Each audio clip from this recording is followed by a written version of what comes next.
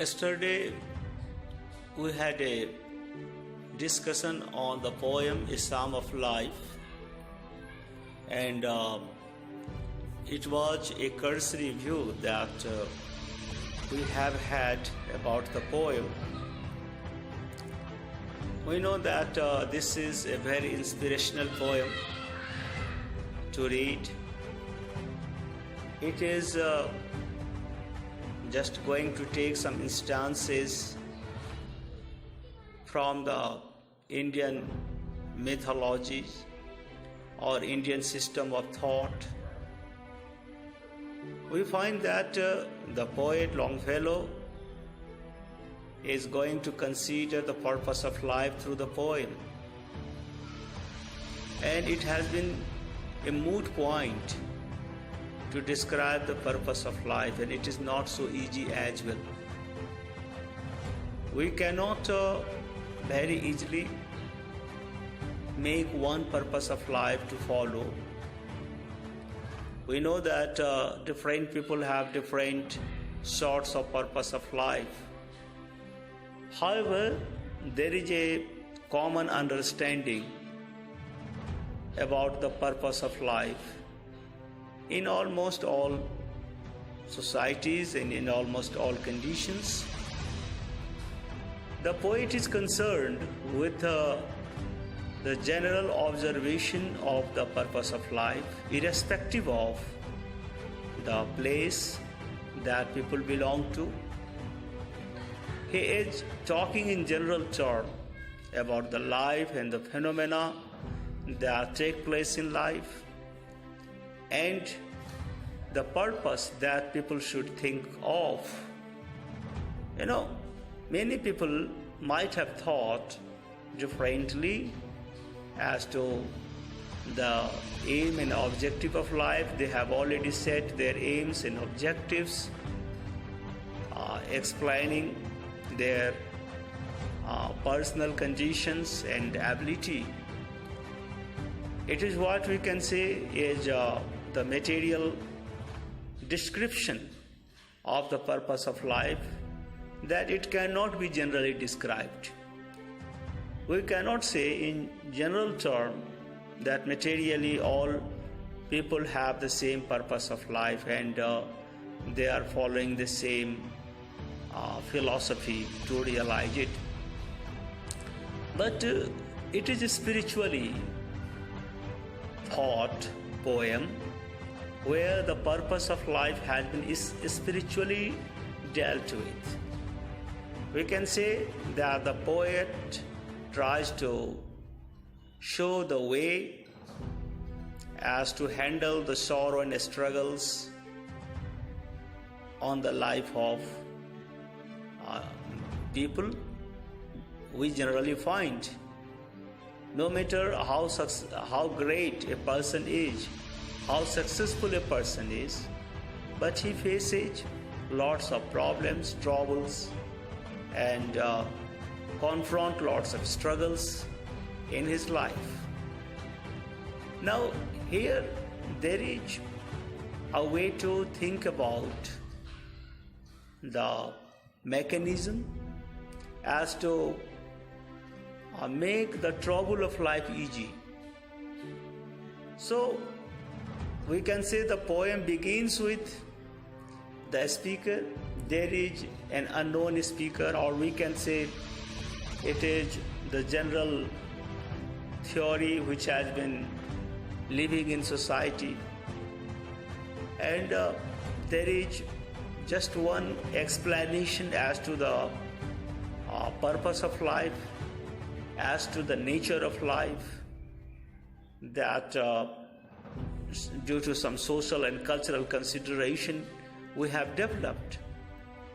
But the poet is going to contradict the listener, contradict what the speaker is talking about the life and death and its purpose and so on. So he is not in agreement with the term that life is to be described in terms of numbers and figures.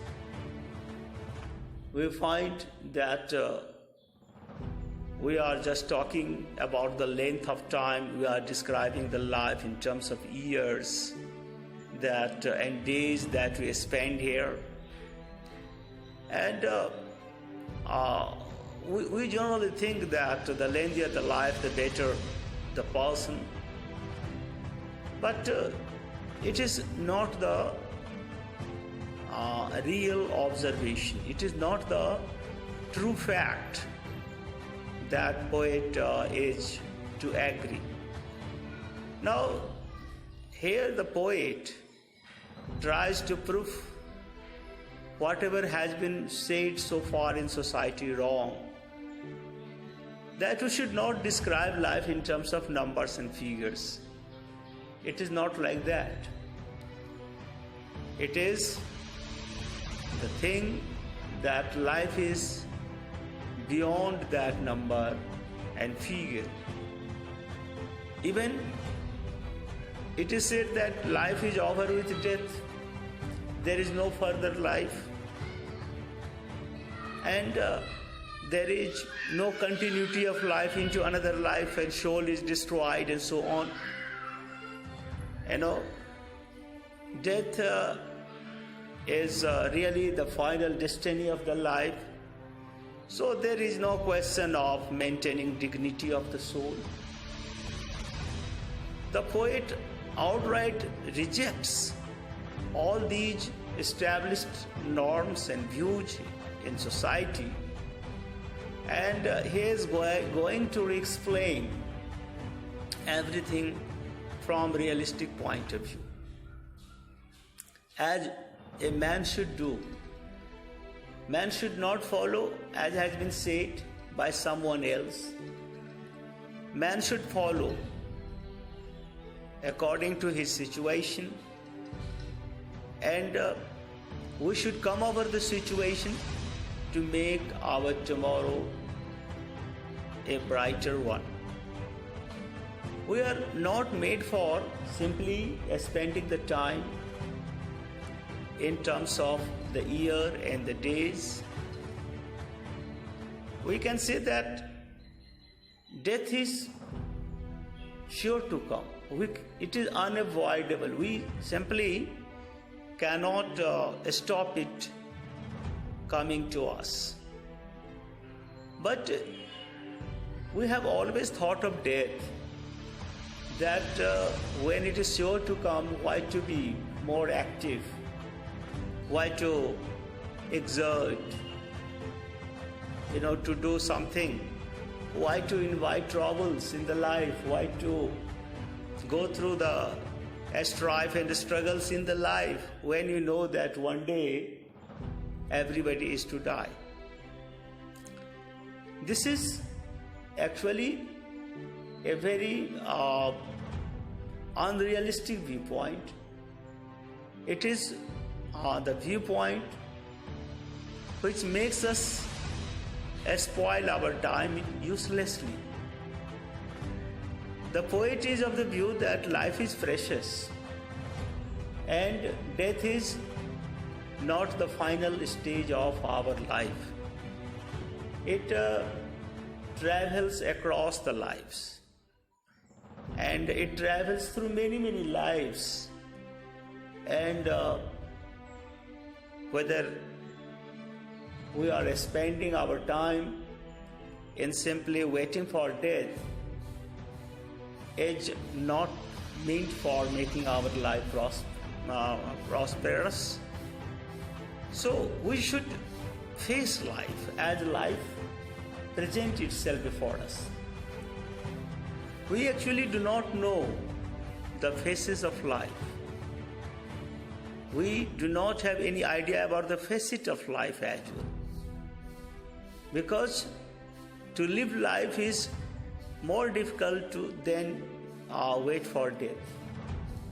Dying is easier, living is difficult. So the point is to live forcefully, to live enjoyably, with a certain target, with a certain just destination, and then we find that our life itself becomes just very much engaged in itself. Life should be engaged in itself instead of just living passively. We do not give life any work to do. So poet writes, and he says that to say that life is but an empty dream is not acceptable. It is why he say, not tell him that. Poet is not ready to listen to this statement, as has been told across the time, that life is meaningless. It is full with empty dreams which are far away to be realized. We actually cannot realize the dreams of life. And so these statistics, these numbers of lives are not purposeful to explain the theory of life. So the way to understand the life is in the second half of the first quatrain of the poem, where the speaker fights back against the idea that life can be broken down into flat emotionless covering. Life is not to be broken down into the numbers of days, into the number of years that you have spent. Life cannot be dealt with in terms of death. So the person who says that soul is dead is mistaken. Actually, the journey of life is through the journey of soul, not of body. Body simply remains an instrument to do certain works that you have set for this life. And as it is the case with all instruments, that they are going to destroy, so body as an instrument is going to destroy it, because it is of material nature. Matter is to be destroyed, but the thing which is immaterial is not to be destroyed. They live permanently. They are not to be just set aside anyway. So we can come to the second stanza, which starts from the very optimistic vision that life is real, it is earnest, and this idea is enthusiastically supportive of the idea that life is worth living and that it is worth something real. In the first stanza, on the basis of the notions prevalent in society, the poet was not in good mood to accept all those views set here. So he has simply negated, contradicted with the established norms and the views. But coming to the second stanza, he believes that there is a reason to be alive. We have very much purpose to live. It is not the purposeless life as you are thinking. I know, because when you discard the theory that the very much aim of the life is grave, we become alive, we become active, and we become so strong in our viewpoint. And he elaborates the belief that is similar to India's. Indian philosophy is almost following the same thing. So when an Indian is reading that poem, he thinks that it is not a new thing that the poet has said to him, because all these things have been very much explained in the chapter 2 of the Srimad Bhagavad Gita, where immortality of soul has been established, where Lord Krishna has pressed Arjuna to be an actor of life, to be the fighter of life, to fight only this time, without consideration of the result that is to come of the action. Now he is almost saying the same kind of view, that we make our life purposeful, and so when we make our life purposeful, it becomes enjoyable. Otherwise it remains very much empty. It remains hard and harsh to live. When we do not set any purpose of life, we find that it becomes very difficult to us to move life, because we do not have any vision to follow up. So it is just the destination that draws us and makes us move and move. So enjoyment and sorrow are two banks of the river of the life. Actually, they are not just anyway obstacles of the life, and we should go beyond sorrow and enjoyment. It is just in a natural course that they are coming and they are going. It is all just with the flow of time that enjoyment and sorrow come and go. So our very much intention is not to wait for good day, good season to start a work. Most often we find people talking that we are looking for the time when we start our work. This kind of wait is not going to make us start any work, and we never start any work. So the poet is saying that waiting for the good time, because this is not the good time for us, we are facing lots of sorrow, and so we postpone our work for the time when everything will be suitable for us to do, is not the correct idea. Because here the purpose of life is to make something what we can call sublime. So to achieve sublimity is not a minor work. Art is long. The line itself says that sublimity comes after a great deal of rigorous and dedicated work that we are making. And when we look at the time, we find that it is not enough to get sublimity of life. So there is only one way. It is not simply the description of the life that he has made, and it is not only normative that people should do this and people should not do this. Rather, he is suggestive also. He has suggested ways by which we can make our life sublime. We can improve our life to the height of pinnacle of glory. And though just we can say, we are not going simply to say what the drum beat is telling us, that it is death and death, grave and grave, which is the final end. No, we have short time. Let us listen to this argument that we have short time to accomplish art. So we should use all our time to make our art perfect, that life remains after death. So death is not a finish point of this life.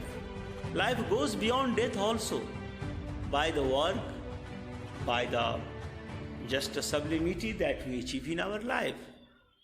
So the speaker is expanding on the idea that one must make something significant in one's life, and achieving significance is the matter of great deal of and continuous effort. And just when a person is actually looking at life, and he should look with all these kind of viewpoints. We should take life as a battlefield, and in the battlefield we should not behave just like dam-driven cattle, because a dam-driven cattle cannot be victor. Just they are bound to be defeated. So here the just preacher of Bhagavad Gita also says the same thing, that we are not the cattle to be driven by, and we live with certain purpose and destiny of life. It is not the matter of gaining kingdom and losing kingdom. The duty of man is to do what the time has presented, the situation before him. Time is giving you the chance to do. It is the time that is very much the taste of the life. It is here in particular present time that our strength is measured, and we can be either a failure or a hero, just doing everything in our present life. So we can say that there is a relative significance of past and future. No doubt they are also significant in some way or the others, but the most significant part of the time is present. And we should live only in the present, because the present time is also the time which has given you the opportunity to act. We should not be relaxed reading the past. We should not be relaxed thinking of future. We should be very much active. As we think that the switch is on, the fan is running, so should be our thought that the life has posed certain challenge before us, and we should be on to face that challenge. So we can never be too busy with the thought of the past and the future, and they have just little bit influence on our life, and we should take very much inspiration from past and future. But it is the living present only that can make our life a memorable one. So we should keep heart and believe in God, who is the one to take care of us.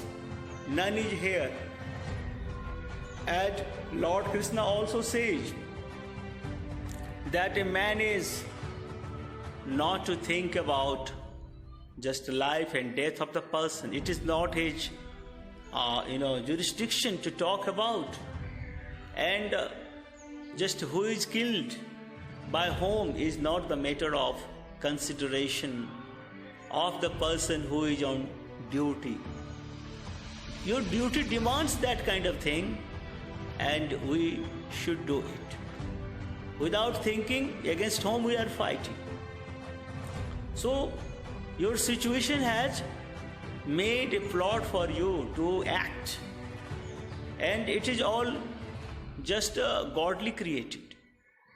We are not the person to make the plot of life, because in the battlefield of life all plots are made by God, in whom we should have belief, and in His name only we should do our work. And when you follow this kind of life, we can make our life precious. So we find that it is a matter of general observation that great man's life has the same story to tell us. It has a great influence on common man's life. It is why we can say that we should get influenced reading, knowing the life of the great man, which has left footprints on the sands of life. And that is just to remind us that life of the great man is a classic one. And it is so classic that we should follow. We should only just look at the very much heroic deed done by that great man. He has spent his time well. He has managed his life well. He has handled his life well. And he has fought the battle of his life well. And so it inspires us to do the same. So we can make our life sublime following the ideals of their works. So here it is all the legacy that we should read from the past. The past may be influential when we are reading the noble work done by the heroic personalities, and we definitely are getting inspired by all these kind of things.